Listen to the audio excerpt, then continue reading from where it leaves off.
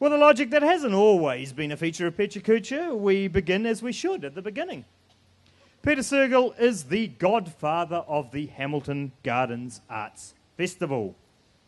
As George Lucas is to Star Wars, as Chubby Checker is to the twist, as Winston Peters is to New Zealand First, and Bishop Brian Tamaki is to the Holy Church of Bishop Brian Tamaki, so Peter Sergel is to this event. Ladies and gentlemen, please give a rousing reception to the creative visionary behind everything you currently survey, Peter Sergel.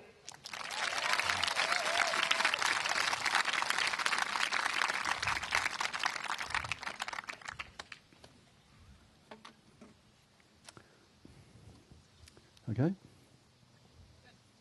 Right, I'm going to talk about Hamilton Gardens, and particularly the events at Hamilton Gardens that have been designed to fit in with the gardens. The festival's been going since 1998, 15 years, and it's all been set within Hamilton Gardens, which makes it an unusual festival. But I think what gives it a point of difference and what can really make it quite unique is where events have been designed for specific gardens. Gosh, 20 seconds goes quick, doesn't it? Before we had the Summer Festival, we had the Slip of the Tongue Shakespeare down here since the early 90s, and the Turtle Lake Concert, which was performed one side of the lake and the audience was the other side. It was really effective because it had a loud sound system and fireworks, and it controlled duck numbers. It was brilliant. While we have some events that are designed for the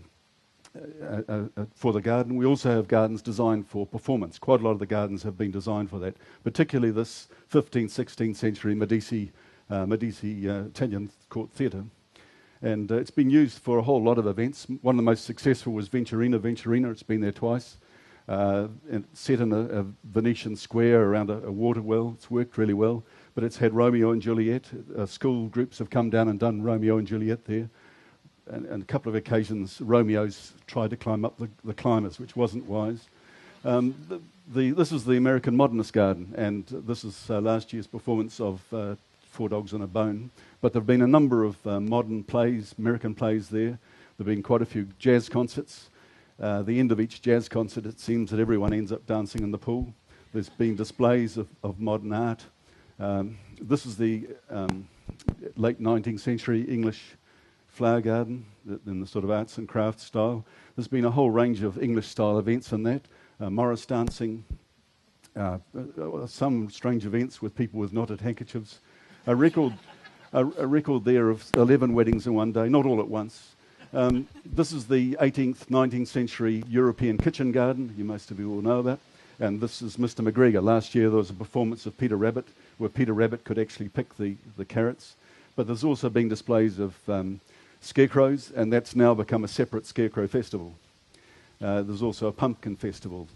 The Japanese garden, sort of 14th, 15th century, Muromachi era Japanese garden, whole lot of events in that. It was opened with a haiku poetry competition, 500 entries that Waikato University published in a book.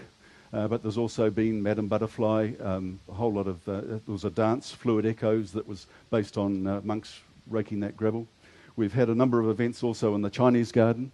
One of the most successful in a way was a lantern festival and dragon dance, and it was very well publicised, a lot of articles about it, so many that we estimated there were between 2,000 and 3,000 people attend and try and get into that garden. It was just like China. We have two sort of secluded beach areas, and they've been used also for a number of events, particularly the Shakespeare, Midsummer Night's Dream, the Tempest, of course, this year, and I remember seeing Tempest there 20 years ago, As You Like It. It's also, in one year we had the Waipa Delta travelling up and down with Riverboat Jazz, the only time it's actually been outside the gardens. This was an ex-mayor, but it was an event celebrating the 100th anniversary of Queen Victoria's death up in the Victorian Flower Garden. That's a sort of 19th century garden-esque garden, and a lot of events have been held in that display house. There was a Queen Victoria who didn't move, didn't talk. Everyone kept poking her. She wasn't amused. This is the Indian Chaba Garden. This is a particular dance that was designed there. We've got Bliss this year, designed around this garden. But there have been a lot of things. There was Bollywood Comes to Hamilton, Indian inspiration. We've had Indian comedians and puppets, all sorts of events. It was opened by Helen Clark with some professional Indian dancers, fantastic event. A number of new artworks have been unveiled at these festivals. Next year, hopefully, we have a bronze. Last year, we had the 8 mythical beasts in the Tudor Garden. But this was the very first event at the very first festival where the wood carving was unveiled that was presented by Megan Godfrey and Derek Curwood for free. A lot of the big events in the Italian Renaissance garden were actually held while the garden was still being made and before the gardens went in, so you could use it. Così fan tutte and various other Italian operas. This was a rehearsal during the day. The Chancery Garden, that's a garden with elements of European reinventions of Oriental design, really, particularly popular in the 18th, 19th century. And we've had similar sort of performances. There's been Gilbert and Sullivan, Mikado, Madame Butterfly. This particular pavilion was opened with a Asian fusion concert with rock concerts and different things. The Te Parapara Garden really is the most significant garden at Hamilton Gardens because this was the site of Te Parapara, and this area is famous for its horticulture. This was a performance of Once Were Tenafars, and we've had wood carvings being actually made for the garden at the festival, but it has been underutilised for festival events. Last year we used the Tudor Garden for the first time. It's now planted with a knot garden, so it's limited what can be held there. There is the Secret Diary of Samuel Pepys this year, but this was last year, Midsummer Night's Dream. And of the 8 mythical beasts there, one of them is actually Bottom, because this garden was contemporary with Shakespeare.